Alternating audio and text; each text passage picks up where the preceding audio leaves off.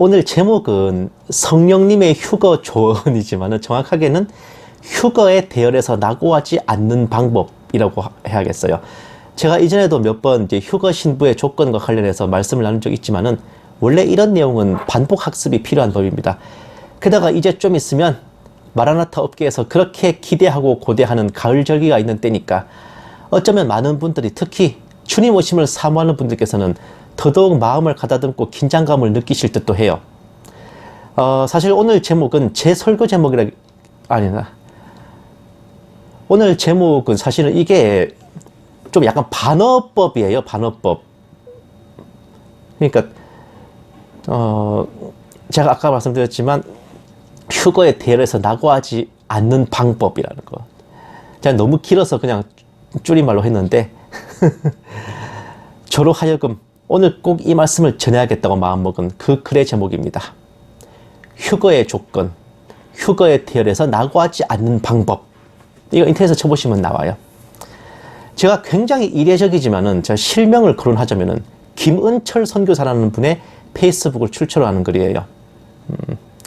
눈에 보이지는 않지만 천국에는 휴거자, 순교자, 사명자들의 명단이 정리되고 있답니다. 먼저 된 자가 나중되고 나중된 자가 먼저 되듯이 순위가 계속 뒤바뀐대요. 각 직분에 따라 절대평가가 이루어지고 믿음의 분량, 은혜의 강도에 따라 점수가 매겨지기에 결단코 낙심하지도 말고 안일함과 나태함으로 물러서거나 퇴보하거나 포기하지도 멈추지도 말라고 합니다. 스스로를 말씀의 거울로 비춰보고 어제보다 더 주님을 섬기고 온전히 주님께 초점을 맞추고 주님만 바라보고 살아가는가? 그리고 지금부터가 아주 핵심입니다. 전보다 더 집중하고 몰입하고 자신을 하나님께 의탁하고 욕심을 버리고 성령 충만하고 눈이 밝아졌는가? 성령과 친밀하고 주님을 사랑하는가? 죄를 미워하는가? 죄에 민감하고 죄에 대해 단호한가? 더 자기를 부인했는가? 더 낮아졌는가? 더 내려놓고 섬기고 겸손한가? 더 열매가 많은가? 더 자랐는가? 더 철저히 오른손이 하는 일을 왼손이 모르게 하는가? 남들이 보지 않을 때도 진실한가? 더 순수한가? 더 정직하고 바르고 성실하고 깨끗한가? 를 점검하신답니다. 아주 친절하게도 덧붙여 주시는 말씀이, 자신은 순수하게 하나님의 영광을 위해 산다라고 생각해도 그건 네 생각이고 하나님의 기준과 판단은 전혀 다르다고 하네요. 휴거의 대열에서 낙오하지 않는 방법은 나 성령으로부터 한시로 떨어져 있지 않은 것이다 라고 하십니다. 그 글에 그렇게 나와요.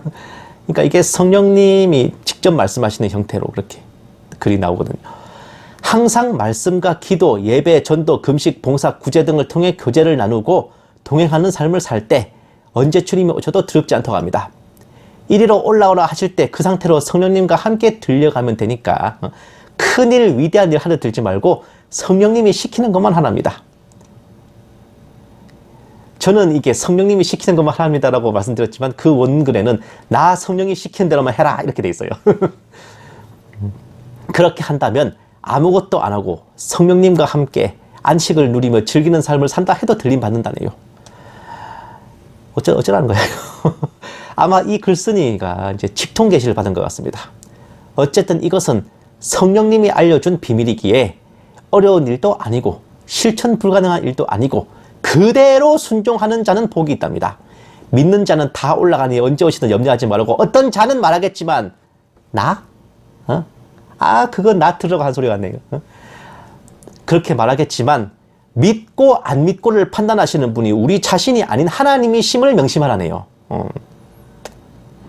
끝으로 우리 중에 지금 예수님께서 오신다면 준비되지 않은 자들이 다수이며 나는 전했고 너희는 들었느니라 이러면서 이제 끝납니다.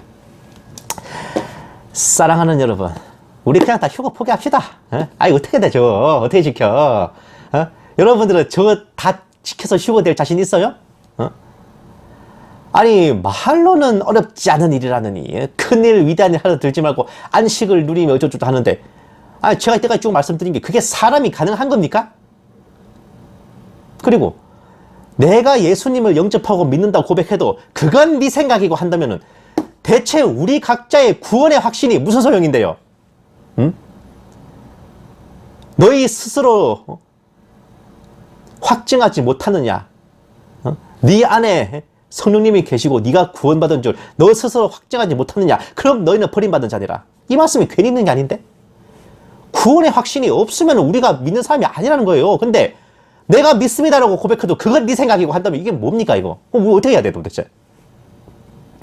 과연 저 글 쓴 사람, 그 무슨 성령님께 계시를 받으신 선교사님은 저것 중에 뭐 얼마나 성취했습니까?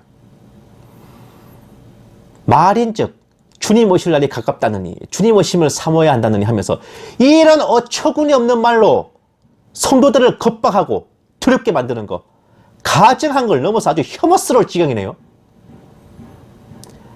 사랑하는 여러분, 휴거 신부의 조건이 뭐네? 탈락하지 않으려면 어쩌라네? 신부단장 하려면 뭘 하나네? 이런 소리들에 하나든 귀 기울일 필요 없습니다. 이런 게 바로 영적인 가스라이팅이에요. 믿음과 확신을 휘청이게 만드는 미혹! 그 이상도 이하도 아닙니다. 우리 하나님께서 과연 저렇게 피 터지게 싸우라, 이긴 놈만 받아준다 하며 배틀로얄 시키시는 분이세요? 신랑 대신 예수님께서 신부들 모아놓고 니들끼리 머리채 쥐어뜯고 잘 싸워라, 이긴 년만 내가 거둬준다 이러시는 분이냐고요. 세상 이치로 봐도 말도 안 되는 소리인데 이게 하나님의 뜻이 그렇겠습니까? 그러실 분 같았으면 애초에 우리 같은 죄인들을 왜 택하여 구원하셨습니까? 의인 찾아 구원하셔야지. 왜 죄인 찾아 구원하셨어?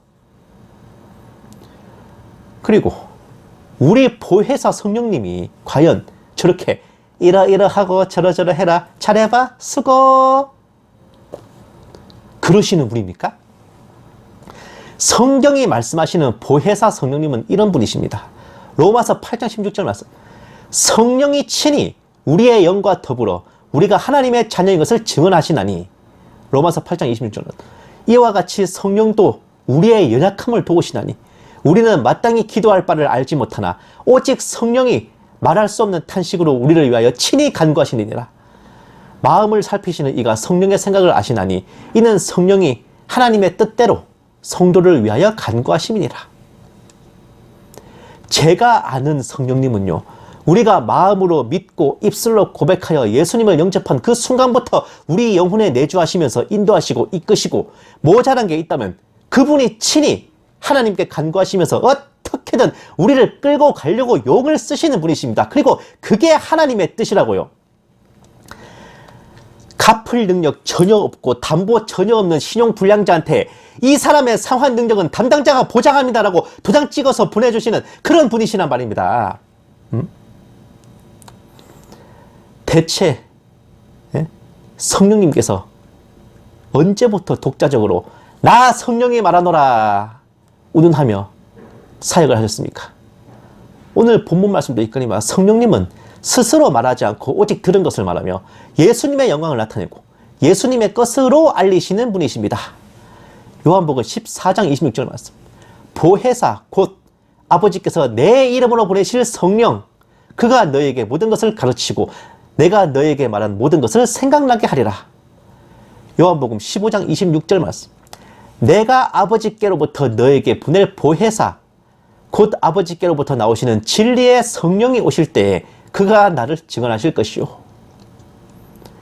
성령님 사전에 결코 나 성령이 말하노라 없습니다.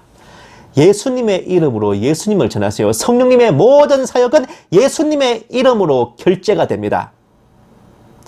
성령님의 이름이 뭐냐고 물으신다면, 이름이 뭐냐고 물으신다면 예수님이라고 대답하세요. 그냥. 또 다른 보혜사 성령님을 예수님께서 뭐라고 했어요? 내 이름으로 보내겠다. 한마디로 성령님은 예수님의 이름으로 예수님 고난대행을 하시는 분이. 왜? 예수님이 여기 안 계시니까, 하늘 보좌에 계시니까 성령님이 대신 오셔서 대리 임무하시는 거예요. 그런데 어디 성령님이 나 성령이 말하노라 그러신단 말입니까? 예수님의 이름으로 예수님을 전하신다고요. 제 말이 아니라 성경이 그래 말해. 어? 대체 저 선교사에게 계시를 내려준 성령님은 대체 누구십니까? 나 성령이 말하노라 라고 말할 수 있는 성령님은 탤런트 김성령밖에 없어. 어이? 그리고 여러분들은 휴거의 조건이라는, 휴거에서 나고하지 않는 방법이라는 저 내용들 들으시면서 마음에 평안이 오십니까? 두려움이 임하십니까? 내가 과연 저 조건들을 다 지킬 수 있을까 하는 걱정이 임한다면 그게 어디 성령님의 인도하심이고 하나님의 뜻입니까?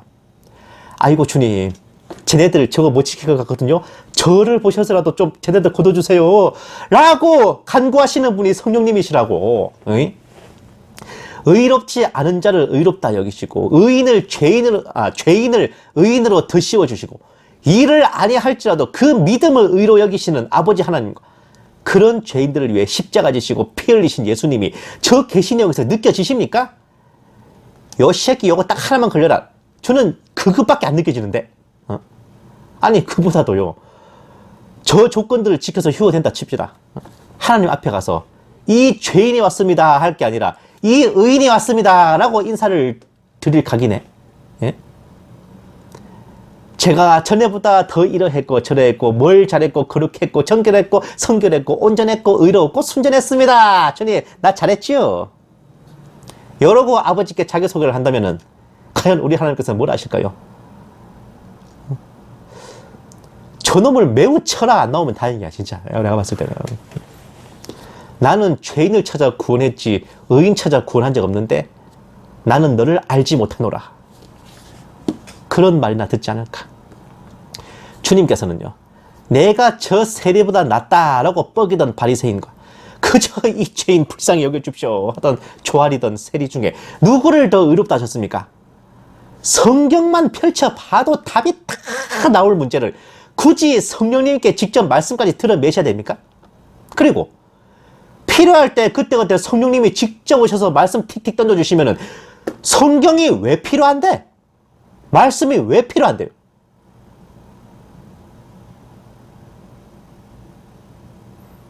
끽하면 직통 계시 받았다. 예언 받았다. 환상을 본다. 성령님께서 말씀하셨다. 저기요. 그럼 하나님이 당신한테는 성경책을 왜 주신 건데요? 아, 미쳤다고 창세기부터 계시록까지 그 긴 성경책 다 쓰셨어요. 그때그때 그냥 성령님 와서 말씀 전하시면 되지. 뭐하러 이렇게 성경책 쓰셨어?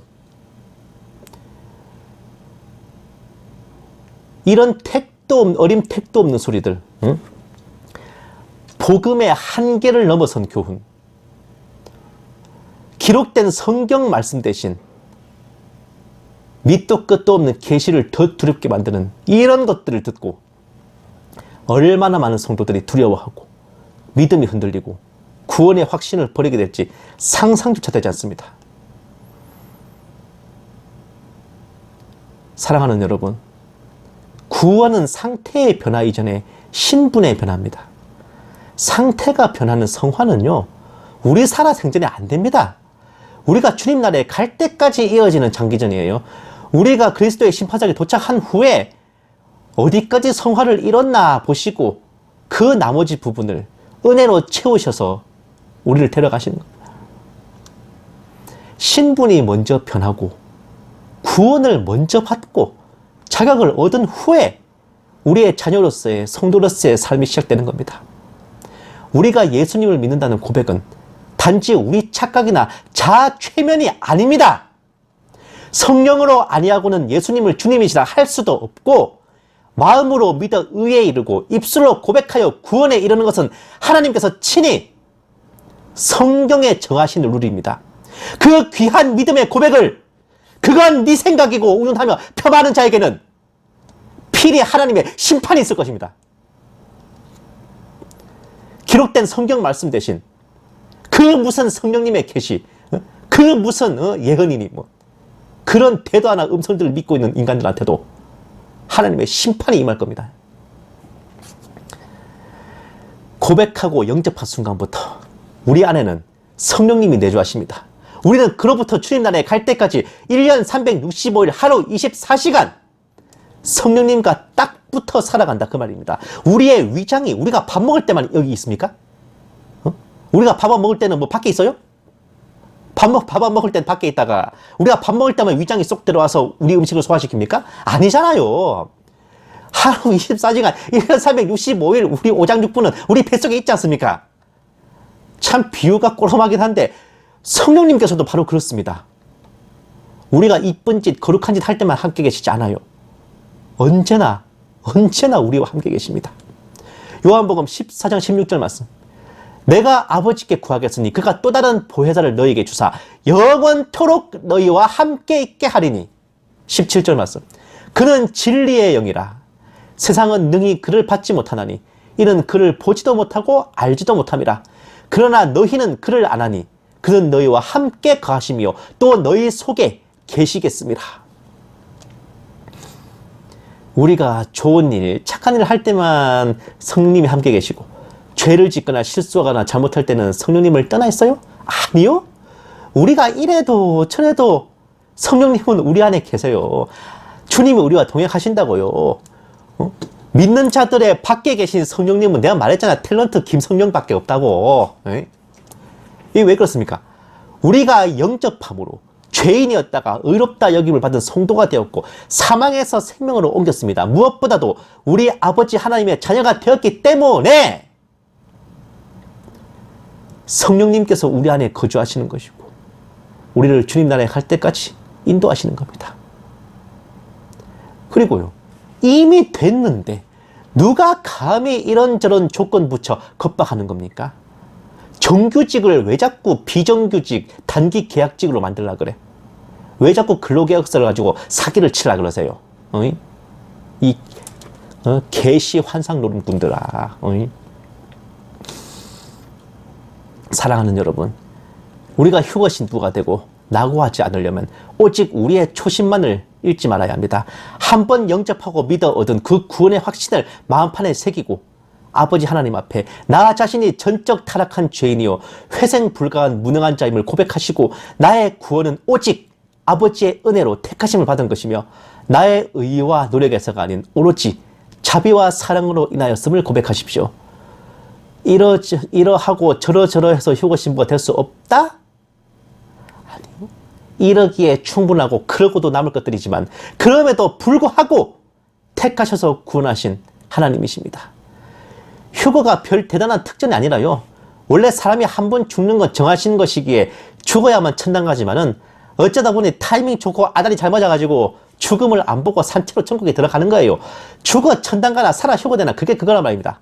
근데 휴거의 조건 운운하며 휴거에서 낙오되지 않으려면 이래라 저래라 한다면 그것이 곧 구원의 조건을 논하는 극히 패역한 미혹임을 아셔야 됩니다.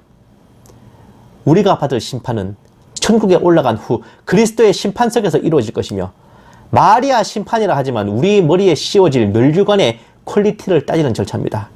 휴거는 천국에 올라가는 절차일 뿐입니다.